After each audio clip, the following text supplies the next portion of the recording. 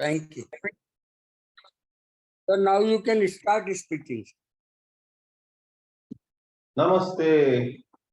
Good evening, everybody. We have yet another intriguing topic this evening for discussion between us at this J. Krishnamurti study circle, mainly based in Indore. The topic we have picked up is dismantling structures. Any practical difficulties? Dismantling structures. Any practical difficulties? I would like to say a few words what this topic means and what makes us apply our minds to such a topic. All of us are very much touched by the teachings of Sri J. Krishnamurti. And J. Krishnamurti has been referred to by a lot of people as an iconoclast. Iconoclast means, loosely translated, an idol breaker. Icon is an idol where a concrete shape is given to something. Whether it is an issue of good or bad, right or wrong, the way to do something and the way not to do something and so on. In umpteen matters, when we give certain shape, a certain rigidity comes in, then we say this is the structure by which we need to go. And human life is full of structures.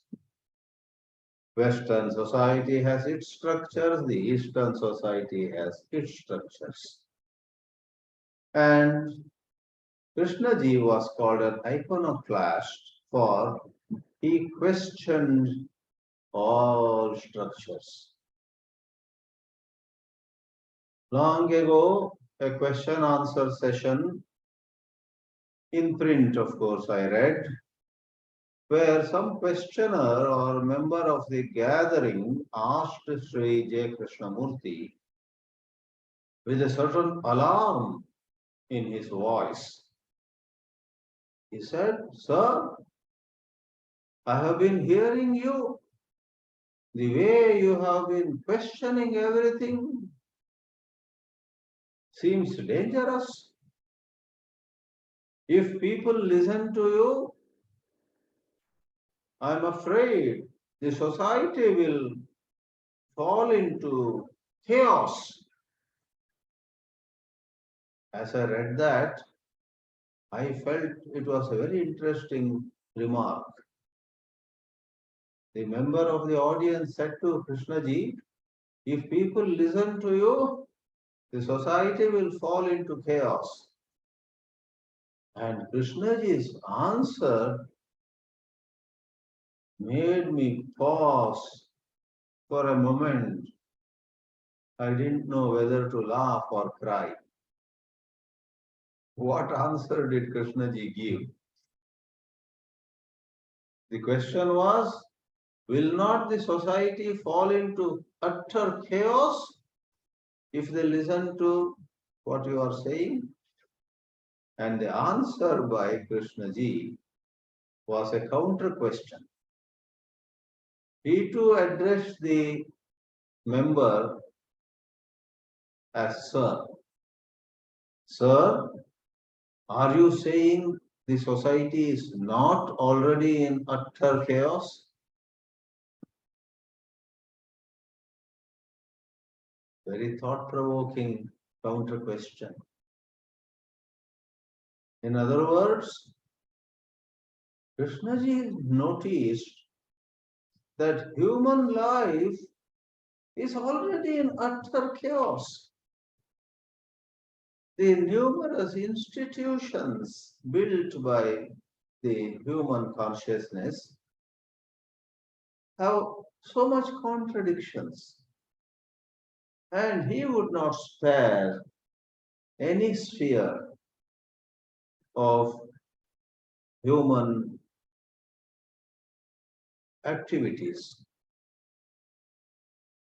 Religion, of course, took a big beating from Krishnaji. He was ruthless, as you and I know, in saying that Krishnaji was ruthless in saying that religions have caused divisions. More bloodshed has taken place in the name of religions than in the name of anything else.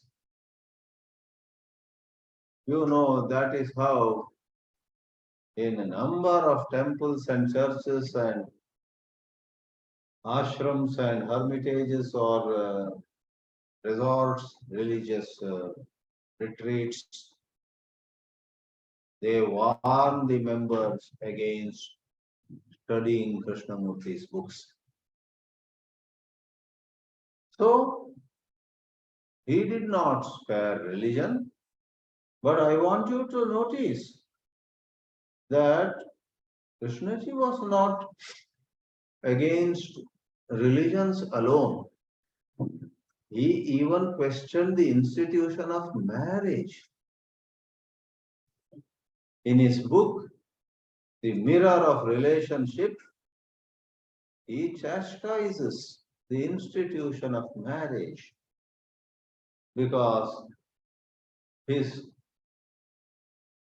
insightful and incisive vision noticed there is so much of artificiality in marriages. There is no true love in most marriages, if not all marriages. Marriages are admitted by a lot of honest people to be a compromise.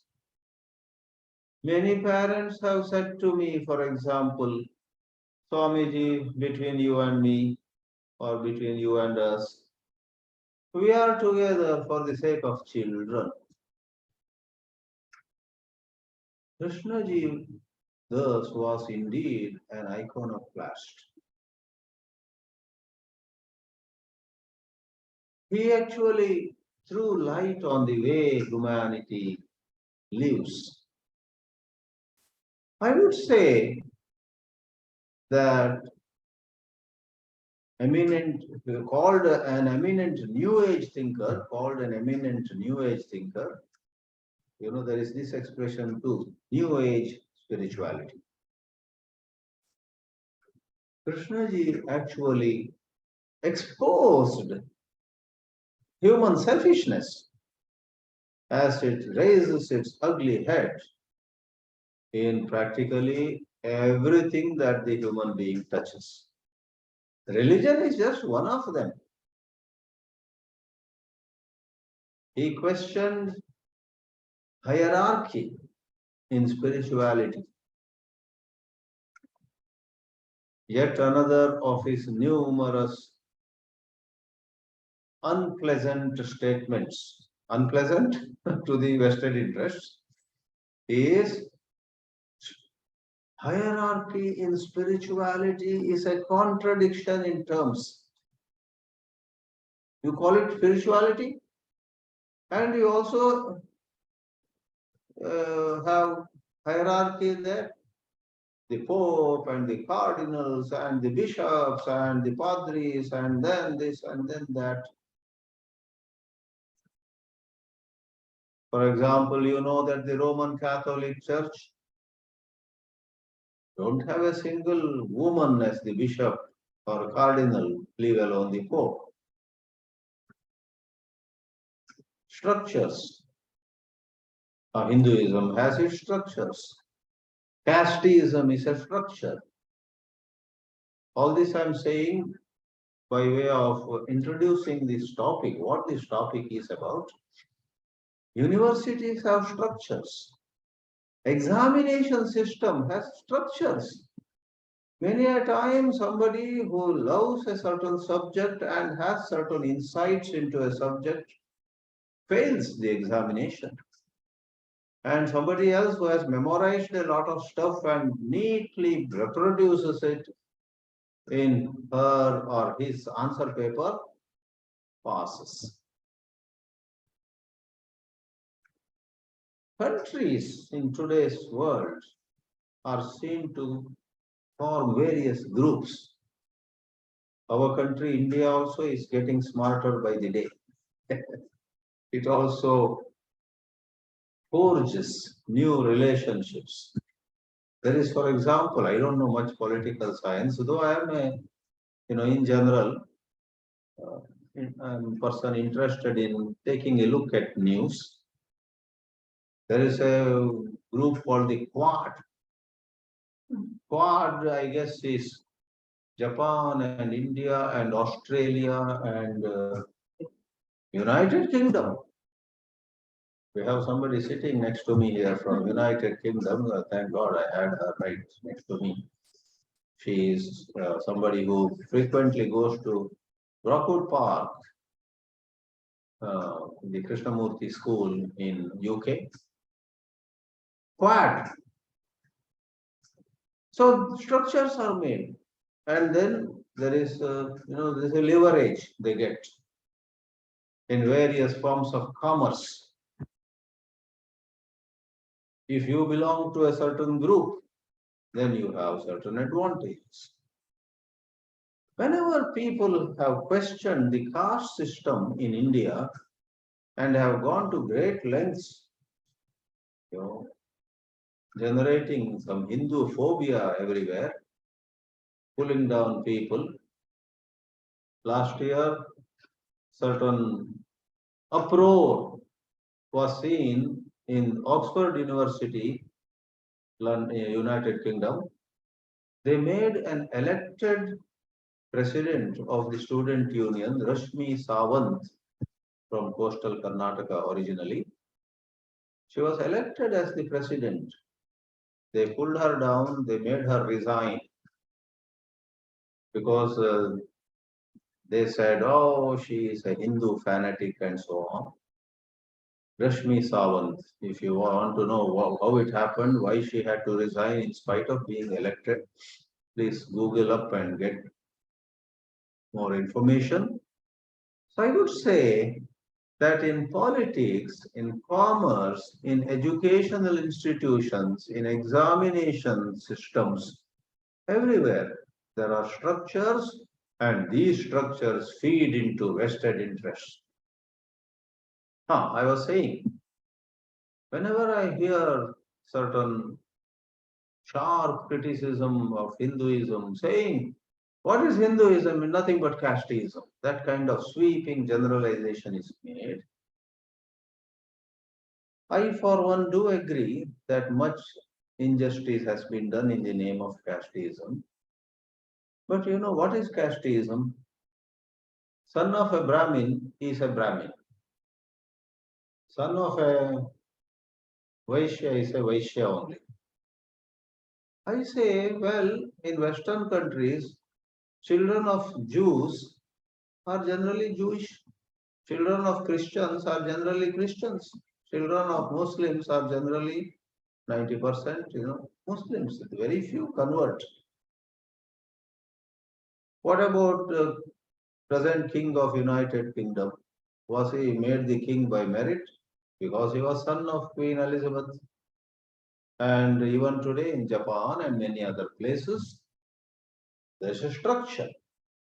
Son or daughter as per some rules. Lastly, I don't want to go on giving examples. I often wonder, please enlighten me if some of you have a different view. Why people carrying American passport pass through airports in so many countries in Europe unquestioned? They have free entry. That is why, many Indian immigrants very unwillingly, after some 10 years, 15 years, become US citizens. Because there were cases where the husband became a US citizen and wife remained an Indian citizen in spite of living in United States for 10 to 15 years. And then in Frankfurt or in Paris or in some other airport, the husband could just walk in and the wife was made to stay back. They said, oh, this headache. Isn't that also a discrimination? That because you carry a US passport, you have free entry. Because you are a Brahmin, you go to a certain special hall for your prasad in some temples in India. What's the difference?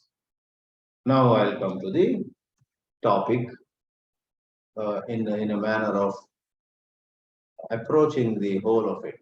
Because the topic today is not what is structure. I went on giving examples of structures. The topic today is when you dismantle structures, when you raise hue and cry against any structure, is there a practical difficulty? In fact, to put it in other words, what are the practical difficulties does anyone have in listening to Krishna ji with full receptivity? What is the difficulty ashrams have, temples have, churches have with Krishna ji's teachings? Krishna ji is, a forerunner in those who shake structures. Any structure, begins to shake vigorously at the hands of J. Krishnamurti. So I would like to think loudly. Of course, I am no authority and I don't know what is the actual way to, take a final position about it. But to me, it seems I'm only sharing certain concerns.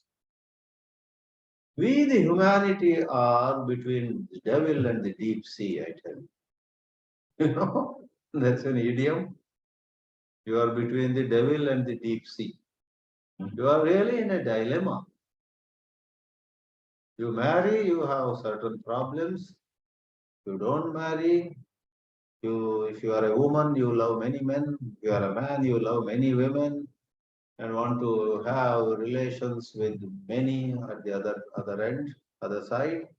There are other problems. That's why I say we are between the devil and the deep sea. You abolish examination system, you run into a number of practical difficulties.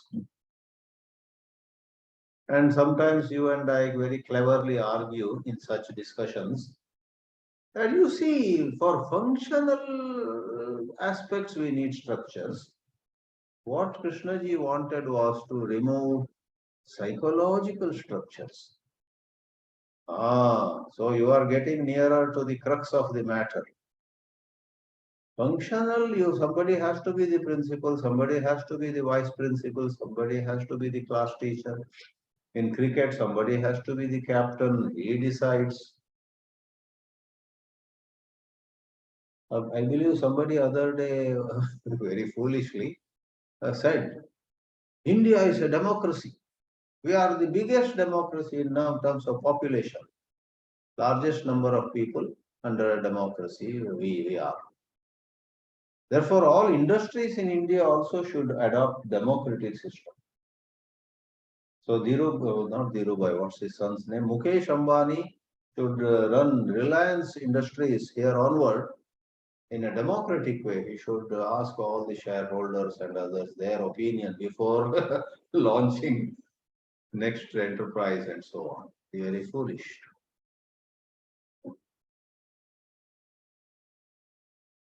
Mukesh Ambani decides on his own. Nobody in their governing board, nobody in their board of directors dares question him. If they question him, he, I think, has the ways and means to remove them from the board of directors, I guess. So what is the practical difficulty? I believe when Krishnaji spoke once in Washington, D.C., I have not watched that video, but Kabir Jaitirtha told me more than 2 times that Krishnaji spoke passionately about how humanity have messed up their life by constructing so many artificialities, so many hierarchies. Somebody is higher, somebody is lower. As I said before, even in spirituality, somebody with some orange dress is higher than those in yellow dress, and they are again higher than those in white dress, and then somebody again holding a staff of some kind is higher. Somebody with some insignia or some marks, you know, is higher. Right? So Krishnaji spoke vehemently against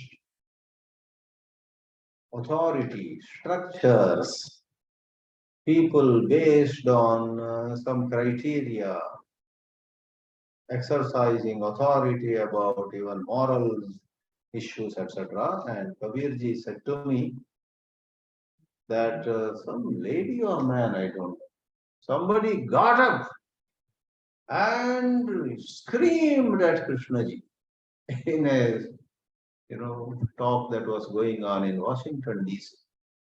I guess there is a video about that, of that.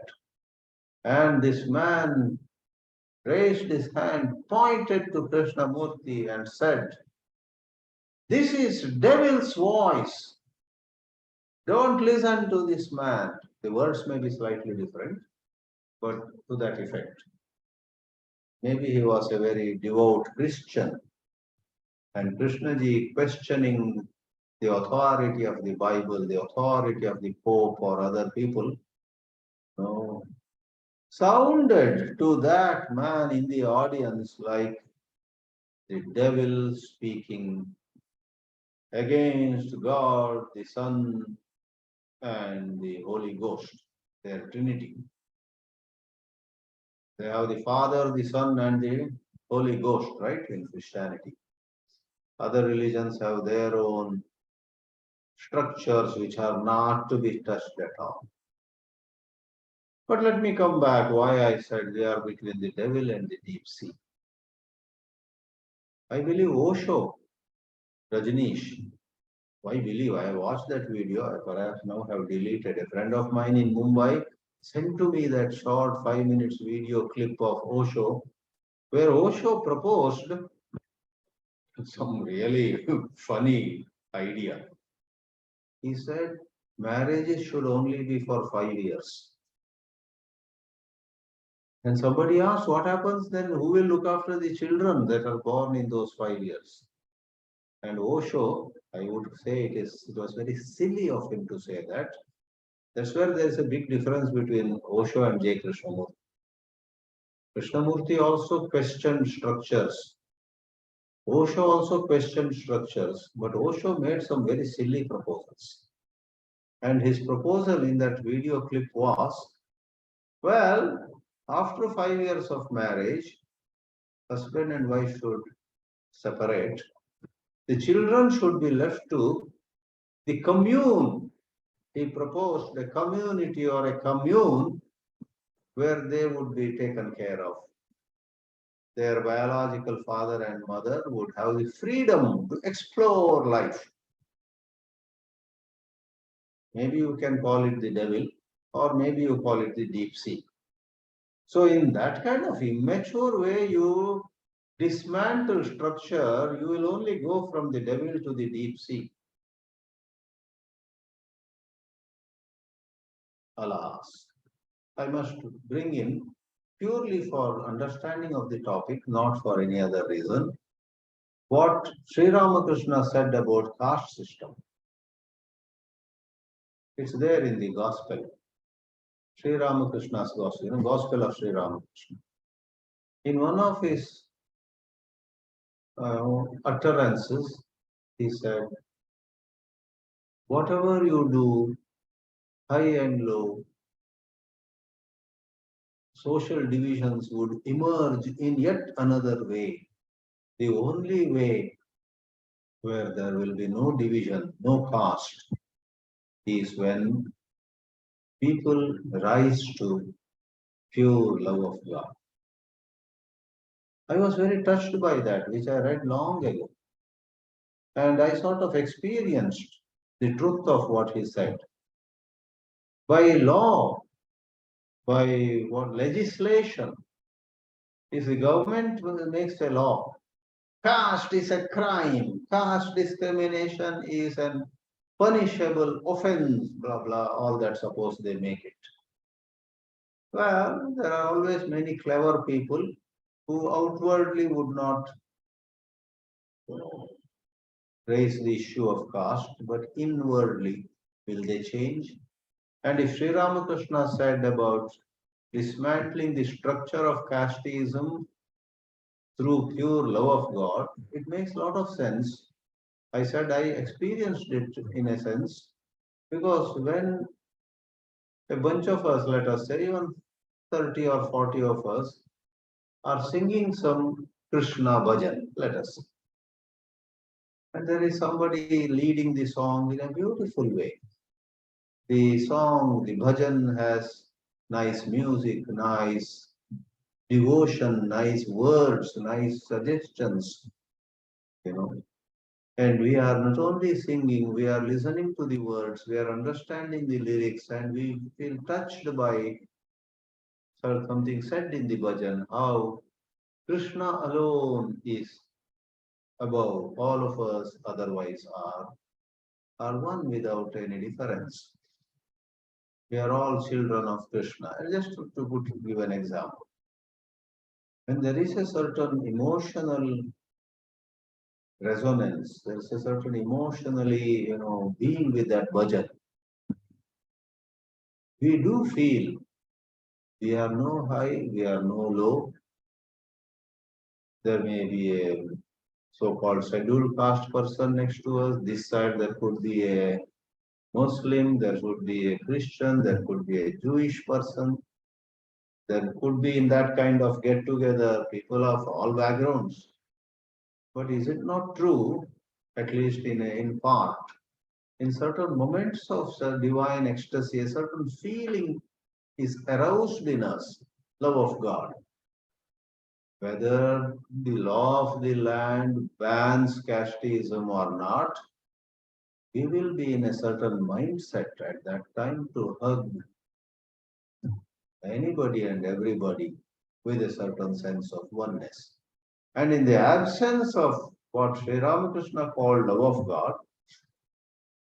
no matter how much legislation is made, how much books we read, how much passionately we study Ambedkar or Martin Luther King Jr. or all the reformers, Nelson Mandela of South Africa, all those, Basaveshwara in Karnataka attempted removal of casteism, and Guru Nanak Dev in Punjab, or in his own way, was a reformer of a very high order, right? So structures, likewise structures in politics, in commerce. Right now in India, there is one new controversy about halal certified food. Because the Muslims want to eat some food items, I don't know what are the food items, but a number of food items, suppose have a stamp of halal certified, they would buy it. They would go for it in departmental stores. When I first read about it, I said, fine, if they want that extra security, that it is halal certified. So what? Then I believe, I read a little more. So a lot of shops are displaying food, especially, maybe not only food, many other things also, maybe cosmetics also, maybe some coconut oil that you put on your hair oil, halal certified. So the result is there is a certifying authority that puts the stamp of halal certified. they get a percentage of the money that you pay. And there may be another food product, another hair oil, another soap, another, some item, which is not halal certified. And that may not sell a lot in lot of them. Some shops may even remove those items. So I think you got the right. So certain manufacturers of a number of food products who don't go through that halal certification will lose out in the economy, in the business. So there is a lot of chaos in that way. So religious beliefs, political beliefs, economic beliefs, right? And educational beliefs and human tendency to label somebody as a fanatic. Somebody is called Islamic fanatic. Somebody is called a Christian fanatic. Somebody is labeled, he is a Hindu fanatic, don't vote him. So who decides who is a fanatic? Somebody suppose said in some get together, Allahu Akbar. Because he said Allahu Akbar, are you going to label him as a Islamic fanatic? Because some lady ended her letter. She wrote a letter to her daughter. At the end of her letter, she wrote Jai Shri Ram.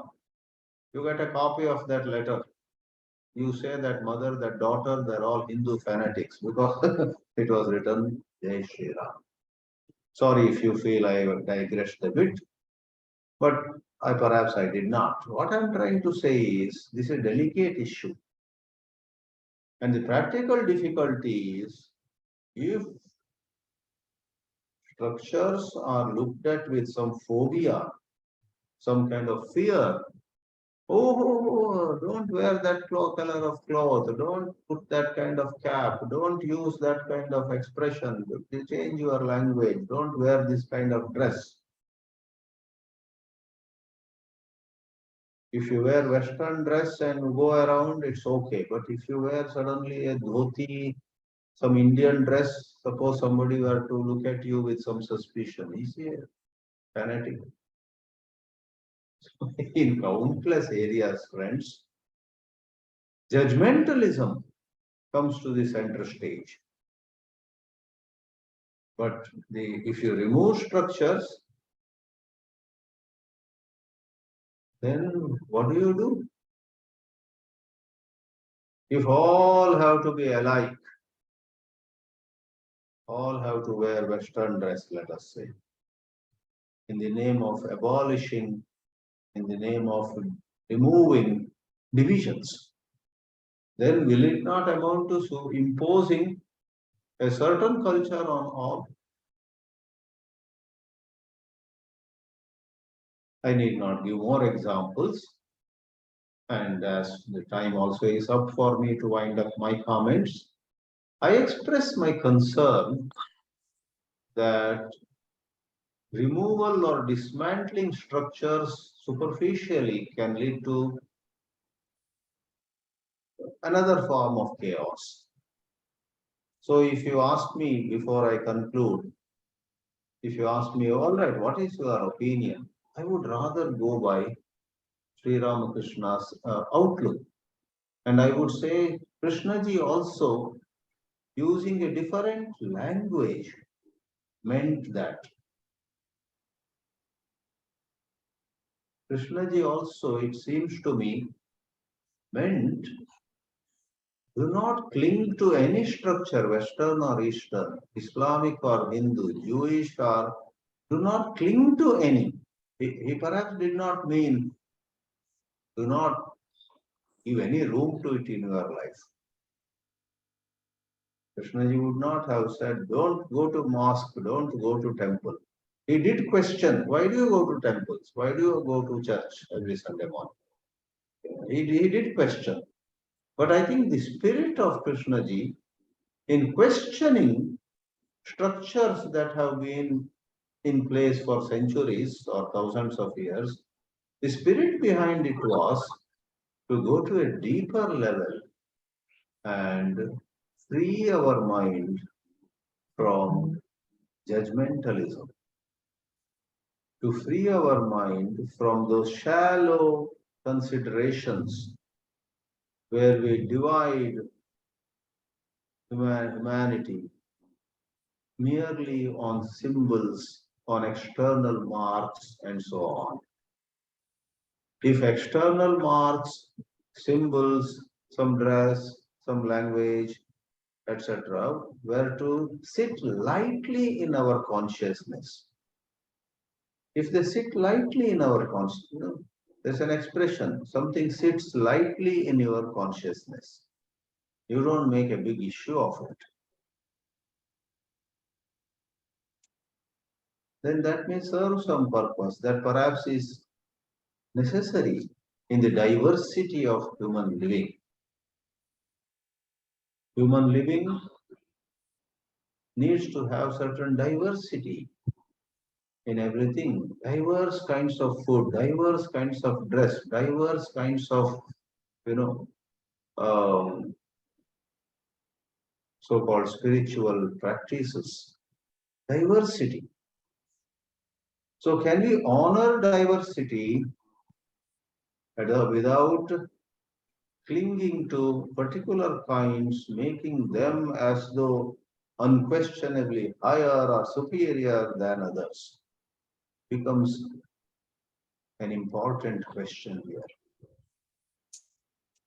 Thank you. Let me pause here. Thank you very much, Chidanandji. This was a wonderful lecture. Even you are coming fortnightly, maybe a structure, but we love it. If you do something with awareness, perhaps it doesn't create structure. What I feel in person. Thank you very much once again.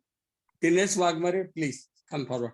Harshad Parikh is not there.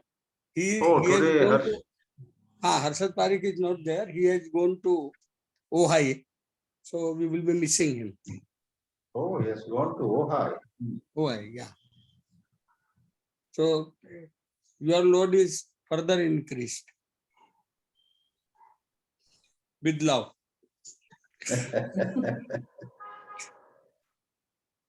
So we'll hear Dinesh, you know. Yeah.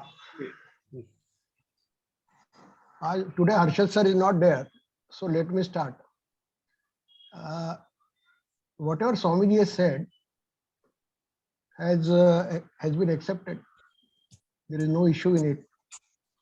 We have to also understand, or there is a question, can we live without structures? When we form a society, society itself is a structure. Why structure is required? As we have to live together and we are dependent on each other. We have to cooperate each other. We have to work at various places as teamwork. So structure is a must. So as Swamiji said, we have to see whether can we remain with the structures which are already there, with modifications, of course, whatever the time asks us to modify, and still give respect to the individuality. One thing also we have to understand, Swamiji has talked about all external structures. All external structures are in fact extension of internal structures. It is based on the thought. Basically, if you see in person's life, is all external creation, or say his assets, his relationships and all that are extension of his thought only. Of course, it is not 1:1. This reality and actuality is not 1:1, because the options of the others also come into the picture. Society's options also come into picture. Places and other limitations of place also matters, situation also matters, and all other things. So it is not 1:1, but in a way, it is the extension of thought only. So first he plans and then he makes it. So all structures are made as per the plans. Now, as far as we are concerned, what we are talking basically, which structures we are talking. Once we have seen that structures are must, now which structures we are talking? Basically, we are talking about psychological structures. So, which JK has also explained in detail, or even had talked much in his lectures. The question here is, why I should dismantle? Actually, they are made by me for my safety. Safety means all types of safety, emotional, mental, images, etc. See, as long as I am getting benefits from structures, the question of dismantling doesn't arise. It automatically means as long as I am stable in life from food, shelter, clothes point of view, and also I am having extra money, name and fame, good relationship, power, etc. I will not go for any review for life issues or any inner working. But if I am already having successful in life, then I will not go to any guru or any JK.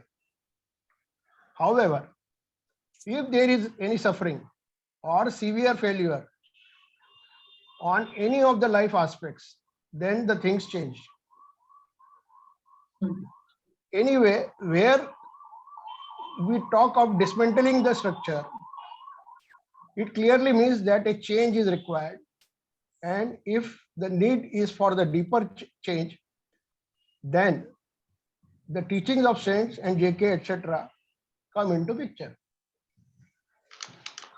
Now, so this we have talked about structures. Now, what are the question of practical difficulty? If I have to make superficial changes, like changes of place, job, change of doctor in case of health issue, etc., then simply I will use intellect and do it.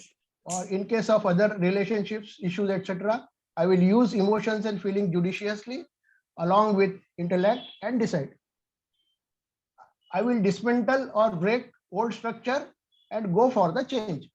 This is in the case of superficial structures. Now, if however I have to go for radical transformation, then it becomes difficult, as now I have to dismantle self, because self itself is a structure. So once I have to dismantle self and go for change, in this case I have to fight with myself, and it is painful because now I am fighting to myself and it becomes painful. If we take JK's teachings as a reference, the new structure will be infinitely pliable with minimum rooms in it and rest space of freedom. This is what the outcome of JK's teachings seems to me. In my views, to dismantle structures apart from choiceless awareness for clear perception of seeing, listening, etc., wisdom consists of thought clarity.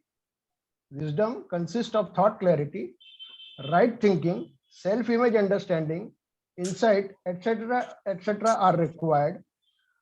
Of course, this is possible only when one has to be at base passion, earnestness, honesty, consistency, seriousness, curiosity, priority for change, etc., etc. So these are must. If one is really has to change, he has to have all these qualities, and then he can go for the new structure. But here it is very difficult because he has to fight with himself and he has to totally dismantle his self. Here again, a new question comes. Why can't a person keep old structure? This is my question to Swamiji also. Why can't a person keep new old structure and make a new structure, like people go for new house, say farmhouse or any other house, and still keep old parental house? Of course, in some cases, practical difficulty is there. Say someone has accepted a new name. Say he has become Swami or something else, taken monk's clothes, and then he read Krishnamurti, and he has also taken new name. Then it is difficult to change it because there is a society pressure, there is a environmental difficulties and all that. So one has to really see what is practical in this. Right now, I have to submit this much only. Thank you. Swamiji, please address the question.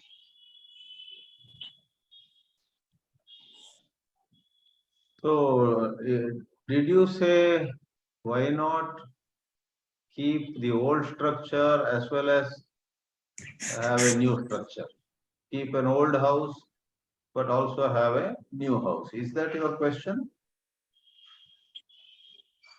Why not In one way, blend? yes. Why not carry both together? Yeah. Of course, wisdom is required.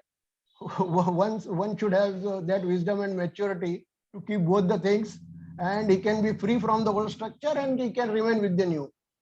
But as I said, practical difficulties are there. Suppose somebody has taken a name of new name, Swamiji, and then he has taken the new clothes also, and then he has to once again change. Or one man has made say farmhouse for living. Then he says, no, I will be going only to Saturday or Sunday there, and I will remain with the old thing. So here you see the self plays, and he tries to take the advantage of the situation. So what you have to say?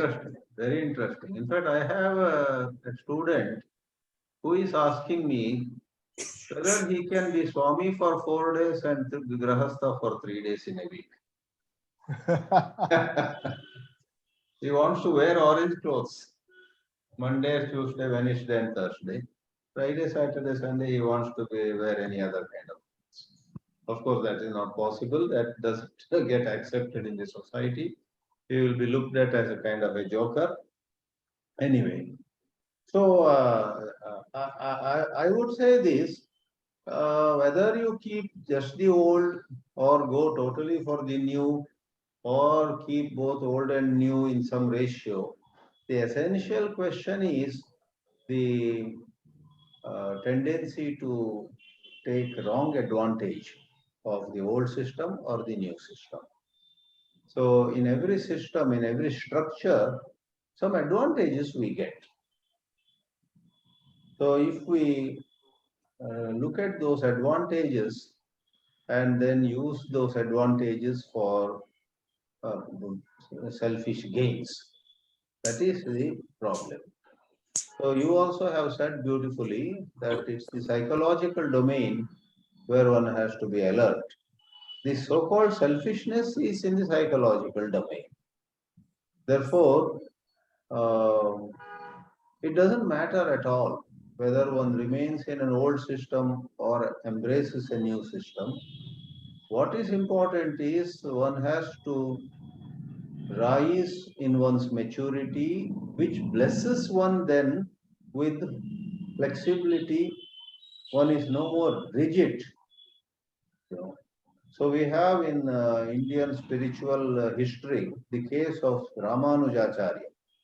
His guru said to him, I am giving you a mantra and this will take you to heaven if you practice it regularly. But be careful, don't share it with anybody. If you share it with people, you will go to hell. You will go to hell. And Ramanujacharya, the founder, or not a founder really, one who highlighted Vishishtadvaita, the same day went on the rooftop, called everybody in the town and gave them the mantra. And when his guru asked him, why did you do this stupid thing? He said, I would rather go to hell if all these people are helped to go to heaven. That's a very rare case of somebody being so flexible, even against Guru's advice. Therefore, what you and I need is uh, an inner flexibility. We should not be rigid about things. And generally, all these reformers are like that. They are very flexible. I myself, I experienced a certain tremendous flexibility on the part of Swami Chinmayananda, who was my Vedanta guru, as you know. In 1991, I was a brahmachari in yellow clothes. There were at least 15 to 20 people in orange robes in the Chinmaya mission. But he said to me, you be the chief teacher, resident teacher in his Bombay ashram. I was shocked. I said, I am such a junior person in yellow clothes. I have not even received sannyas, etc. He just said, and I became what they call acharya. I became the resident teacher in Powai, Bombay ashram for the next 2.5 years. In the middle of that, of course, he initiated me and made me a full-fledged Swami in orange robes and so on. He had that flexibility. If he noticed some grahastha, quite good in Gita, in Upanishad, he would say to that grahastha, lady, many ladies he empowered. He said, go on the stage, give discourses on Gita. Whereas the orthodox view was somebody who has taken sannyas, somebody who knew Sanskrit well, etc., was to be empowered. So Guru Nanak, Basaveshwara, and reformist teachers everywhere were very flexible. But that doesn't mean they would do things thoughtlessly. Flexibility is not the same as thoughtlessness. They would be flexible when they see something precious in the other person. Somebody may be from a so-called low caste, but if we see that person has so much love of God, which many Brahmins don't have, then you empower that so-called low caste person. You put him on a pedestal and ask him, you tell us now what is the meaning of this shloka and so on. Therefore, my summary answer or summary sharing in this context is old structures or new structures can be in our life for their own reasons. Sometimes maybe to uh, just to see that some elders are not hurt, somebody's sentiments are not hurt. So we may keep some structures, but we must be free of whatever vested interest in us. You are like you said, the self. Self is itself a structure. So let me conclude this way, this submission. Let us dismantle the structure called the self. Other structures can remain, no problem. The structure called the self is the big mischief maker. Thank you. Thank you, sir. Thank you too. Is there anyone else wanted to ask some question or make a comment? Pradeep ji. Yes, come forward. The moment I said his hand was already there. Pradeep, please unmute.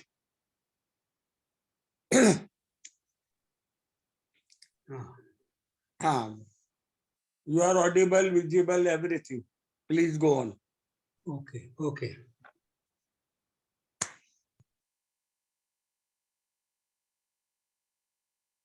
So, am I audible? Yes. Pradeep also lives in Indore. Pradeep lives in Indore. Yes, I am very much in Indore. Yes, sir. Okay, you are an Indorian. Yes. Indore. Structured Indorian. So we have put a new label on it. Label. But belongs to Meerut. Got education in Delhi, belongs to Meerut. Meerut, yeah, I know. UPN, particularly UPN. I don't belong to any place. Anyway, so a very interesting topic today, dismantling the major dismantling structure, any practical difficulties. What we have been talking all through is what is happening all through. And practical difficulties, I think not have been talked about. What are the practical difficulties felt by the person concerned? Because major structures are authority, tradition, organized religions, cults, etc. Human mind is dependent on a number of things because he is lonely and demands security and continuity. So traditions and morality has deep roots in human ancestry. It is a continuous flow of archetypes that have been passed on individually and collectively. Hero is the main archetype in all of us. These structures are working through us as persona, that is the mask, as we present ourselves to the world, individual unconscious, suppressed desires, etc., envy, jealousy, etc. These are all psychological I'm talking about, as our dark side or shadow. And collective unconscious. A child is born with these structures in the mind that express in time and space. The fact is that certain structures, physical or mental, are liked and loved by human beings, as we have also described about here and there. And knowingly or unknowingly, we have retained them. Our religions, our education, our properties, in fact, the whole life is structured. That also both the speakers talked about. These structures, fulfilled or not, give a sense of purpose for living to almost all of us. Almost effortlessly, we have become conditioned and structured. Effortlessly, we suffer and then look for someone who can help us to pull out of this situation of our suffering. So dismantling, or rather most of our structures are the product of signals received by our senses. This is, to me, structuring takes place through our senses. Singly or collectively, all the senses work under the control of mind and feed the mind. This happens with or without the consent of the me. There are no methods. Dismantling happens, to me, dismantling happens with the realization of the futility of the past in solving present problems. This happens in attention. So the question is whether realization or the understanding what it is. Its relationship with time. Is it specific in time and space? Dismantling or deconditioning happens through realization only. No methods, nothing doing. So how this realization, what instrument, mind is the only thing probably we have. So unless until each one of us realizes the futility of certain or even any past, JK talked about it, free from the past, totally, instantly. That's why the present problems and challenges are ever new, fresh. So they have to be seen attentively at that very moment, and that helps a lot. This is what we have learned going through JK's discourses. And this realization, how this happens, is it a purely subjective matter, or someone can help in this? Because our inside is so very complicated in a way, but this we can see that past in any form, whether thought, memory, whatever it is, can never, and logically so, scientifically also, it cannot help the present situation. So the structures are there, and even new structures are being formed through different, the market is open. You see, very, very colorful things are available, memes are available, jeans we are carrying, memes are available in plenty. Thousands and thousands of memes are there every day, and they transfer from one mind to another mind. That is the beauty of memes.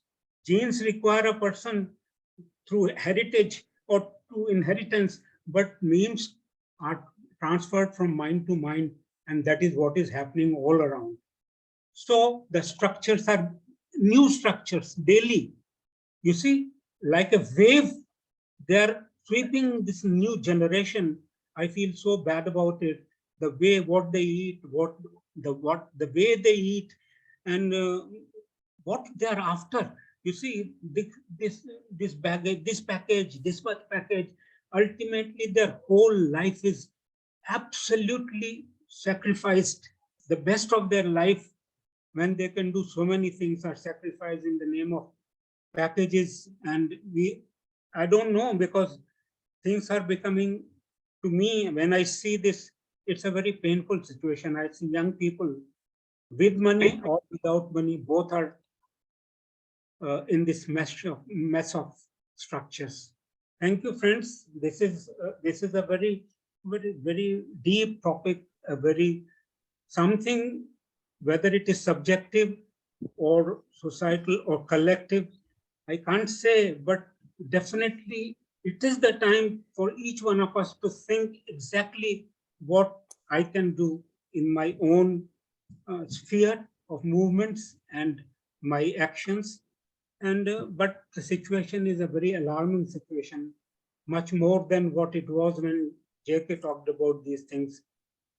So I see these young people in a very narrow field of life. We have lived life very rich, all sorts of things, right from my childhood. I've done almost all the things, but these children have such a narrow spectrum, a very narrow life, and they don't know what happiness is. They don't know, they know certain pleasures, eating pizza and all that in this fast foods, and that's all. Within minutes it's out, and they are again back in the same thing. Thank you, friends, giving me enough time. I don't know, I'm not in that. Thanks, Pradeep. Thanks, Pradeep. Thank you. Chidanandji, would you please say something on it? But your caption is to give some good things to new generation, isn't it? You always say to add some values or to give some values to new generation. He is also speaking the same. Now, all I can say is Pradeep ji has added value to this whole discussion. All that he said with great passion and concern is so true. Structures come into our life, and now the younger generation is facing a lot of challenges.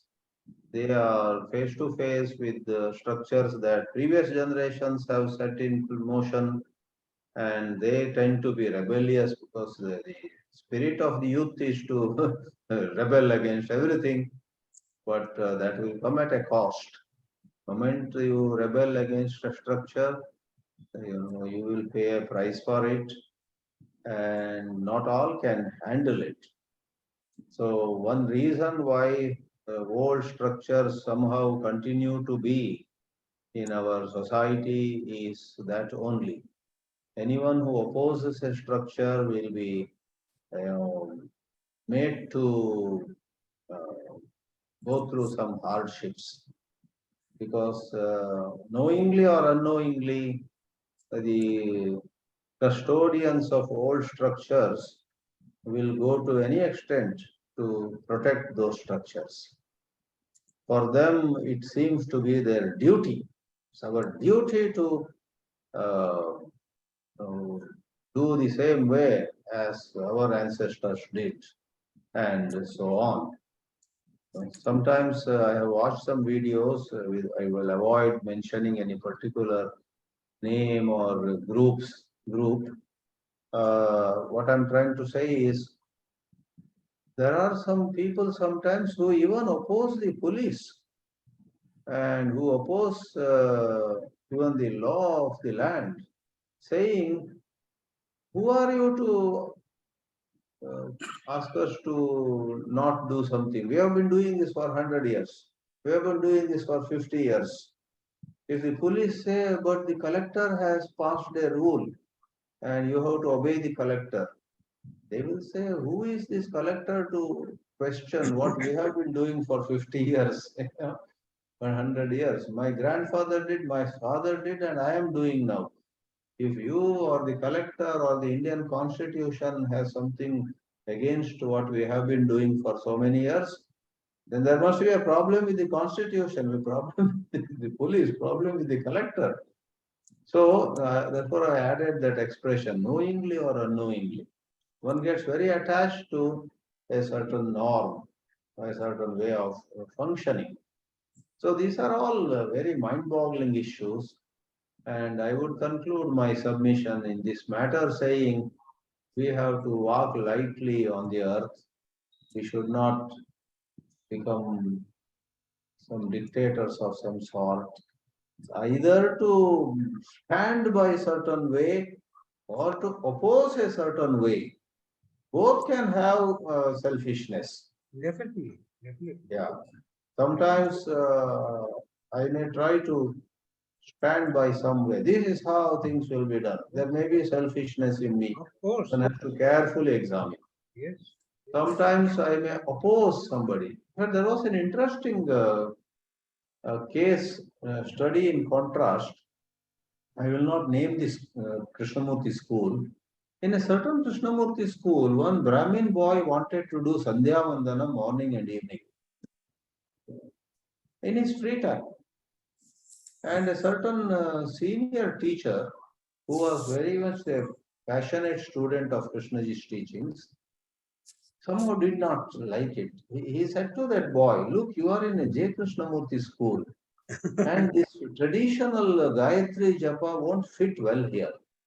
He did not, of course, use any hard or rude words.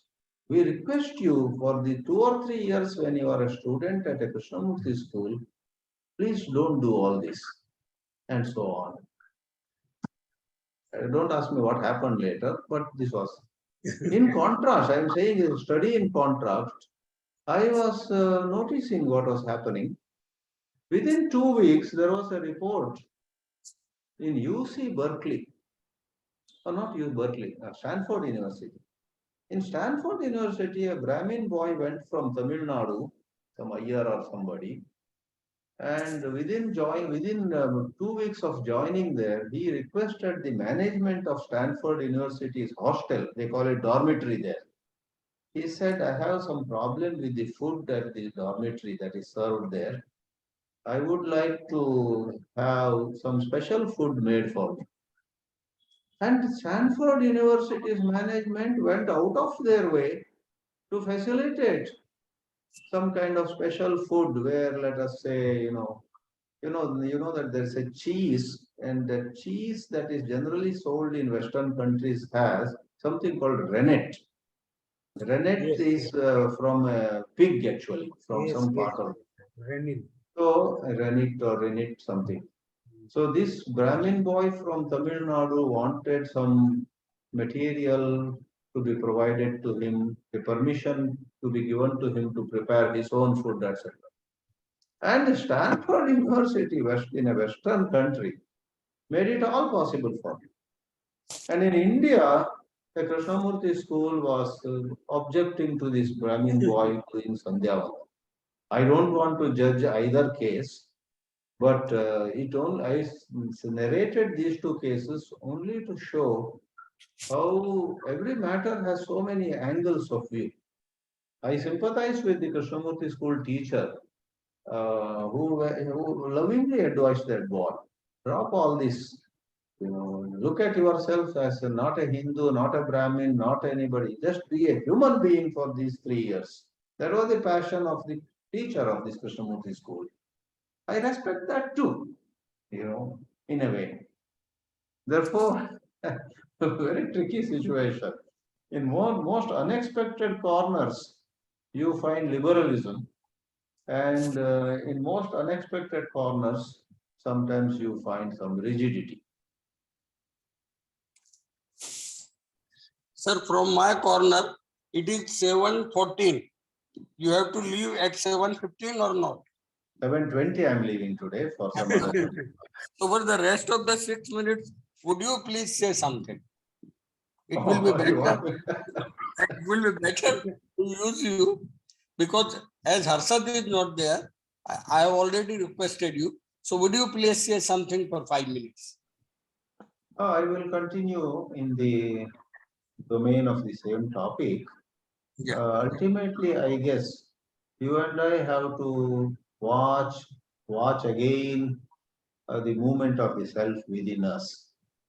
Even when with all our cleverness, with our communication ability, with our linguistic skills, etc., we make a case for party A or party B, camp A or camp B, we must take a break and examine, did I use my talent, my skills, my language, my intelligence uh, to favor some side with which I have an allegiance? Maybe I have a sense of belonging, or was I truly impartial? And I will also add one more. In order that we may be truly impartial, we may be truly humane without taking sides, it's not enough if we exercise intellectual query. I guess we need to include in our daily life some, I'm sorry to use the word habit, but it's necessary to include some good habits. To go for a walk in natural surroundings is a good habit. If you and I enclose ourselves in the four walls and read J. Krishnamurti's books, you know, unknowingly or maybe knowingly, we are actually not listening to Krishnamurti himself, who said, be in touch with nature. He said, be in touch with nature. But sometimes the life of you and me becomes so, mechanical. We are within the four walls. We are reading a book on Krishnamurti and nature. It is 7 days since I took a walk in a park or in natural surroundings.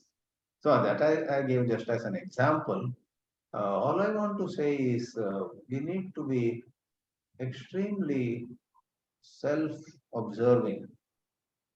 Sometimes when we are very soft to somebody, we must examine, was I very soft to her or him out of some hidden motive or hidden allegiance to a philosophy, to a group.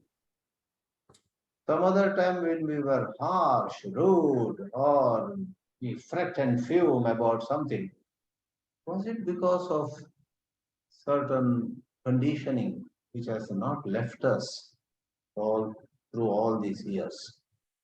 Therefore, dismantling structures is done in a proper way only when there is a lot of self-examination.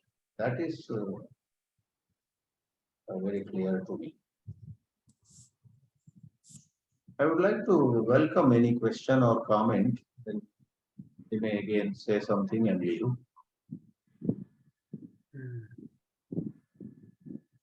Dismantling of self. Dinesh Waghmare, question or comment? Anything. Welcome. You are welcome with the question. आपका mic off है लेकिन दिनेश वाघमेरे के mic off है. I want to discuss actually, in fact. Discuss. Yes, we say that. 2 minutes are Just left. listen, sir. Yeah, just listen, sir. Just listen. We are listening. We have got patience to listen. We are developing. Please. Please. We talk one side. When we are talking of structures, on one side we talk of no reaction is revolution. There should not be any reaction to the external stimulus. But say, take the case of Ukraine. When there is a bombarding, you have to make a bunker, isn't it, to safeguard your life and all that. So similarly, when you are moving in a society where there are so many different kinds of people, the natural reaction proportional to the situation is obvious. So what you have to say, Swamiji, on this? Of course, that reaction should not go it should not remain for a longer time. It should go automatically when the situation is normal. But proportional reaction will always be there. What do you have to say? Please Yeah, finish it Master. in a minute. Please finish it in a minute. Be brief, sir. It is already Yes. 7:19. Oh, fine. That's okay. There's some flexibility here. So some reactions are unavoidable. Yeah. And sometimes if we later discover that our reaction was not appropriate, we must have the generosity to apologize. We must have the generosity to admit that I overreacted, sorry about it, and so on at the appropriate time. Thank you. Rajendran, sir. Rajendran, please. Yes, sir. Yes, sir. Thank you, sir. Unmute. Thank you.